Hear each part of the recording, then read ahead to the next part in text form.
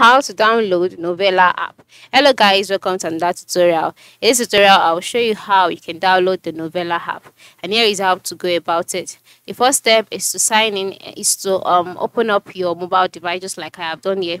And then once you've done that, the second thing to do is to go ahead and open up your Play Store.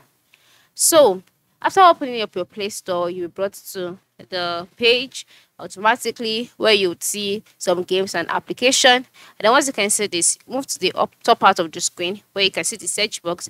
I tap out the app which you're looking for. In this case is the Novelah app. Type it out and search for it. And then once you've seen it, click on the app and then just go ahead and click on install. Okay, so after click on install, you wait for it to download. So once it's done downloading, it will start installing. All right, it's in your phone, and then once it is done installing, that is what has been installed, the install option that you can see on the phone would change to open, as you can see on my screen. So just go ahead and click on open, and then you can now go ahead and make use of your app. This is how you can download the Novelah app and make use of it on your mobile phone. Thanks for watching and have a good day.